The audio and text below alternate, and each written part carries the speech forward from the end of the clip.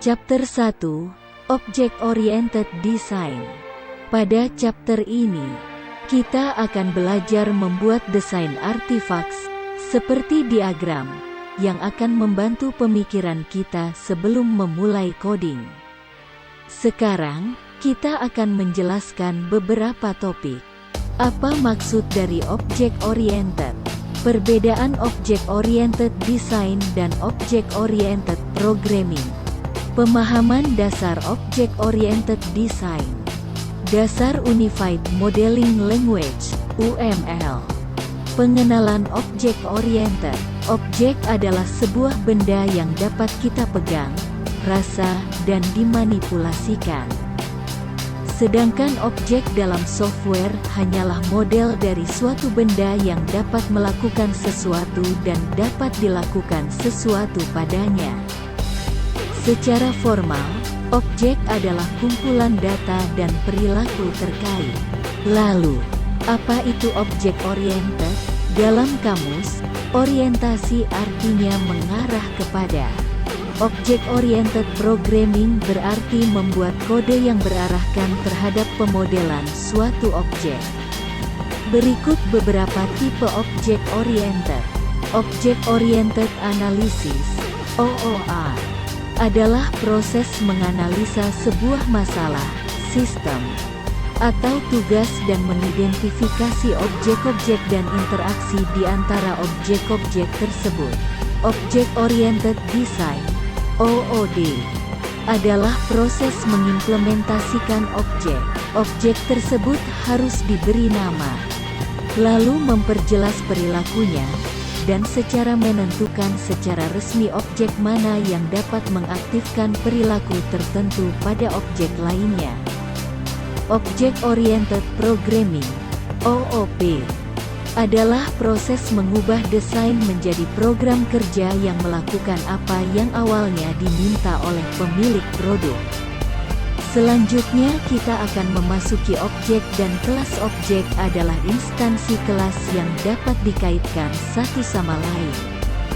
Kelas adalah instansi objek tertentu dengan kumpulan data dan perilakunya sendiri. Contoh, apel adalah makanan, susu adalah minuman.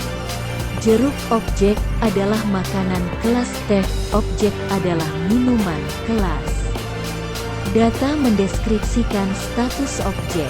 Data mewakili karakteristik individu dari objek tertentu dan keadaannya saat ini. Contoh, bisa dihentikan bila ingin melihat. Selanjutnya perilaku adalah tindakan. Perilaku adalah tindakan yang dapat terjadi pada suatu objek. Perilaku yang dapat dilakukan pada kelas objek tertentu dinyatakan sebagai metode kelas. Contoh aksi yaitu memetik, menjual, menyalakan. DSB. Contoh aksi dalam program, bisa dihentikan bila ingin melihat. Menyembunyikan detail dan membuat interface publik. Bisa dihentikan bila ingin melihat. Komposisi. Komposisi adalah tindakan mengumpulkan beberapa objek bersama-sama untuk membuat yang baru.